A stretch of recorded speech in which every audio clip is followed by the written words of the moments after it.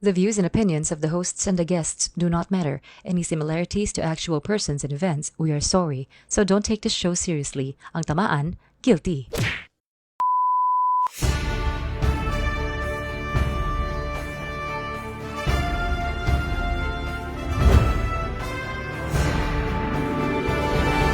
Good evening, I'm Cesar Casting. And I'm Jazz Kidding. And welcome to News po. Para sa ating headlines, GCQ na naman sa buong Metro Manila, pero this time may kasama pang Unified Curfew. Matagal na tayong nasa quarantine, pero marami pa rin nalilito kung ano bang kaibahan ng ECQ, MECQ, at GCQ. Pero kahit ano pa yan, may COVID-19 lahat yan. At para ipaliwanag sa atin kung ano bang kaibahan ng ECQ, MECQ, GCQ, Kamote Q, Banana Q, and I thank you. Narito si Professor Joe Malabo for your information. Thank you. I'm Professor Joe Malabo from Howard University. For your information, the difference between GCQ, MECQ, and ECQ is not just the letter to it. In general community quarantine, movement is limited for the operation of the government offices and industries maximum of 75%. In modified enhanced community quarantine, manufacturing and processing plants up to maximum of 50% with a limited transportation. On the other hand, enhanced community quarantine will restrict on movement of people regardless of their age, health, and status. Minimal economic activity except for utilities such as food, power, and water. Suspension of critical classes is also implemented. That's all for today. Once again, I'm Professor Joe Malabo for your information. Back to you guys. Speaking of GCQ, GCQ na naman sa buong Metro Manila pero ang kaibahan, may unified curfew na napagkasundoan ang mga LGUs ng bawat lungsod. Ang unified curfew ay mula 8 p.m. hanggang 5 a.m.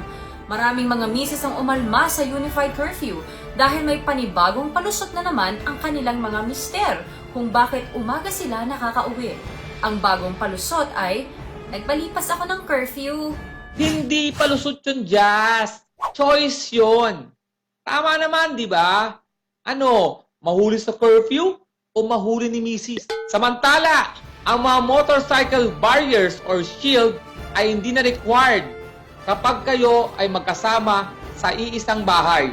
Kaya naman lahat ng mga mister na bumili ng shield ay ginagamit na lamang ang shield na pangharang upang hindi matalsikan ng mantika sa muka habang nagluluto. Eh kaysa naman itapon mo, sayangin mo yung perang pinambili mo na pinagpipilitan nung... Ay nako, basta, mahirap na magsalita, ewan ko ba?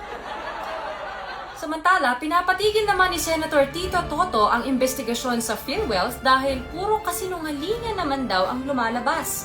Marami tuloy ang umalma dahil bakit daw ipapatigil? Eh dapat lumabas ang katotohanan. Nako, ganyan-ganyan yung ex ko kapag iniimbestigahan yung mga barkada, pinapatigil at pinapauwi, lalo na kapag nagkakabukingan na. Nako. Ay, Jazz, kasi nga, pinauwi, baka abutin ng curfew. Ikaw naman, ang init ng ulo mo eh. Chill ka lang. Nagsabi naman si Senator Mag Subiri na perfect ang attendance niya sa first regular session of the Congress. At present din siya sa lahat ng 67 plenary session. Kaya naman kami dito sa news ko po ay ito lang ang masasabi. Eh di wow, kau na. Uy, perfect din ang attendance ko sa news ko po, in-announce ko ba? Sa showbiz, sobrang batikos ang inabot ng anak ni Senator Manny Pacquiao na si Michael Pacquiao dahil sa kanyang pagkanta at pag-rap. Marami ang nagsabi na kaya raw madali ang tagumpay niya ay dahil sa anak siya ni Senator Pacquiao. Ang masasabi lang namin sa news ko po ay, mamatay kayo sa inggit. Balitang sports naman sa NBA. Nagsimula na ang NBA playoffs. Kaya naman maraming mga lalaki ang hindi makausap habang nanonood ng TV. Kasi naman kayo mga babae, hintayin nyo mag-commercial bago kayo may pag-usap sa akin. Sa amin pala, may commercial naman eh. And speaking of commercial, good news, may commercial na kami. Let's watch this! Hi! My name is Joanna ko. At ano ba ang sikreto ng smooth, silky at bouncy hair ko? Ay, wala pala akong sikreto kasi wala naman akong pinopromote na produkto. Kung pinadalhan mo ako ng product, di sana hawak-hawak ko na ngayon na. Sayang. Oh well, next time. Bye! Akala ko naman commercial na. Commercial pala na nanghingi ng commercial. Sige, tingin na lang natin ang traffic and weather report from our field reporter, Rex Clamo. Rex? Tayo po ay lalabas para magtanong sa mga tao kung sila ba ay pipirma sa Pirma Kapamilya, ang petisyon para ibalik ang Pamilya Network. Pagdating sa unat ng panahon at traffic, pwede rin pumunta sa CNN o GMA or marami pa namang iba dyan. So, doon na lang ako kumuha ng news. Tingin mo ba pipirma ka para magbalik ang ABS-CBN? Opo. Kasi last time, balak ko po kaso kailangan kami print po. Yung sa pagita, papayag ka ba mapalitan yun? Hindi po. Sa ngayon hindi po. Kasi malaki pang kailangan unahin. Kung sakali pipili ka, anong pangalan ang gusto mo ipalit sa NAIA? Meron ba? Mia. Yung dati. Mia. Baka pangalan ng ex mo yan, ha? Kaya Mia. Pipirma ako kasi isa rin sa nagpapasaya sa araw-araw yun lalo na yung showtime.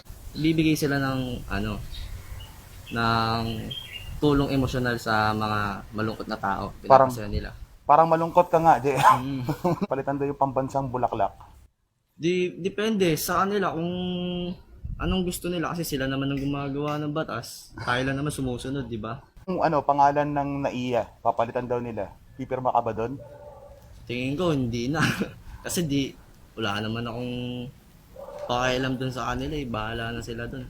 Maibigay sa inyo yung petition na yun, pipirmahan niyo ba? Yes po, pipirma.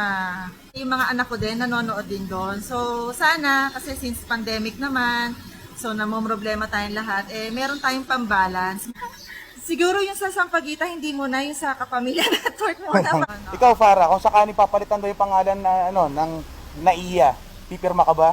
Kasi gusto nilang palitan eh. Kung ano yung pumayos yung papalit, okay. Pero wag... May isasuggest ka bang pangalan kung sakali ng natin, airport natin? Para... Sigurado yung mga tao na pipirma sa Pirma Kapamilya para maibalik ang Kapamilya Network, yung sa pagpapalit ng pangalan ng Sampaguita at saka ng NAIA, well, hindi pa sila masyadong sigurado. Para po sa news ko po, ito po si Rex Clamo. Back to you guys. Thank you, Rex. We have naman our international worldwide world overseas correspondent, Felingera, for the international news. Hi, I'm Felingera, your international overseas worldwide world correspondent, and I'm here live in Wilmington, Delaware. Joe Biden has chosen Kamala Harris, the prominent senator from California whose political career has included many barrier-breaking moments, as his running mate. His campaign announced on Tuesday. When asked if yellow is her favorite color, she simply said that she is a woman of color. If elected, she would be the nation's first female, first black, and first Asian American vice president. Oh, this looks really familiar. Nako, Joe Biden ha, baka babae yung kinuha mong vice president tapos hindi mo rin naman pagtatrabahuhin.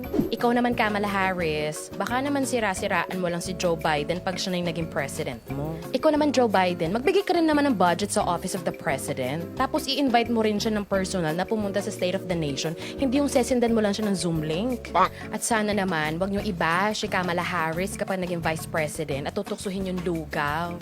Hello. Live here at the Wilmington, Delaware, this is your international overseas worldwide world correspondent, Felingera. Back to the studio. Thank you, Felingera. We have now with us our resource person. Please welcome Callie Navea Huff, CALLEJA Law Paralegal, Law Student. Hi, Jazz. Good to see you both again. To everyone watching, I'm Callie Navea Huff, a law student and paralegal. Welcome, Kali, to News Ko Po. I know it's your first time here, and I know that you're English speaking. That's why I'm going to adjust. I'm going to use my reserved English for special occasion, and that is special occasion is right now. And Kali, what we're going to talk about is the announcement of Malacanang of the perpetual isolation of President Duterte and whether or not it amounts to incapacity of the President to carry out his duties. I will not repeat that, but in Tagalog, pag-uusapan natin yung, sandali lang, I have a nosebleed and there's a blood in the screen also. Okay. In Tagalog, pag-uusapan natin ang announcement na Malacanang na perpetual isolation kay President Duterte at ano bang ibig sabihin to in terms sa pagtupad niya sa kanyang katungkulan bilang presidente. Our first question, Kali, is what can we infer from the announcement of Malacanang? Sakit sa ulo. What can we infer from the announcement of Malacanang that the President Duterte is in perpetual isolation? The plain meaning of perpetual is everlasting or occurring continually. We must interpret it using the ordinary meaning of the language used, and thus, by necessary implication, if a person is in perpetual isolation, he is deemed to be isolated for an indefinite or unlimited period of time. The use of the term perpetual isolation by Malacanang is indeed alarming, as the public wonders if it is merely a precaution, if there are issues surrounding his health, or if he is actually discharging the duties of his office while in this so-called perpetual isolation. If there are issues surrounding his health that might have led to this perpetual isolation, what then are the obligations of the office of the President? We must ask if this perpetual isolation is the result of a serious illness, and if this is equivalent to a temporary incapacity to perform his functions as President. No less than Article 7, Section 12 of our Constitution highlights the public's right to be informed of the state of health of our President. It is the office of the President itself that has the responsibility to make the disclosure to the public as to the true state of health of the leader of our nation. The question that should be answered is if he is still accessible to the members of the Cabinet in charge of national security and foreign relations, as well as the Chief of Staff of the Armed Forces of the Philippines. Given the nature of these offices, they should not be denied access to him to ensure that our nation remains running. Though we wish for the safety of all of our leaders during this global pandemic, it is clear that we need full transparency as to the actual state of health and ability of our President.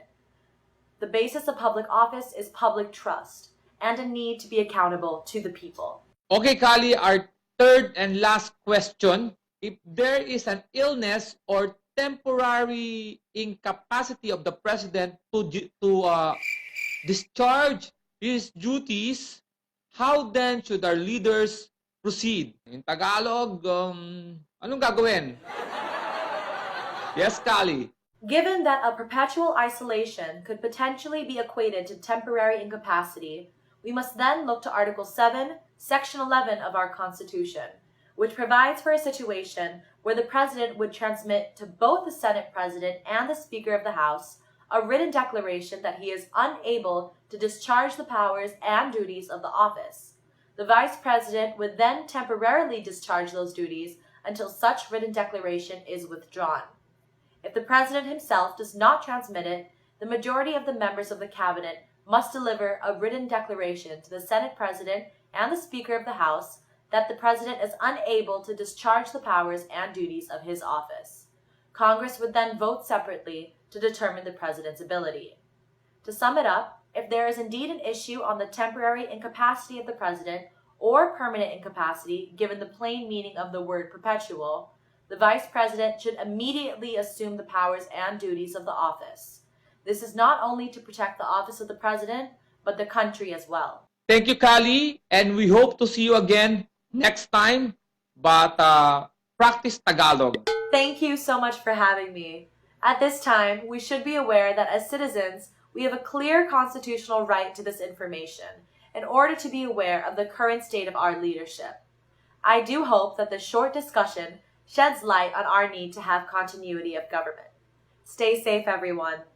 And that's it for tonight. But before we end, we leave you with these two messages from Attorney Howie Calleja. Yes, 2 messages. And it will be delivered by Howie's Angels, Maria and Mayo. Okay lang na mauna si Duterte sa vaccine. Kapag effective, ligtas tayo sa COVID-19. Kapag hindi effective, ligtas tayo kay Duterte. Ha ha ha. Perpetual isolation. Sana may forever. Ha ha hawi. Thank you, Maria and Mayo. That's it for tonight. I'm Cesar Castic. And I'm Jazz Kidding. Good night!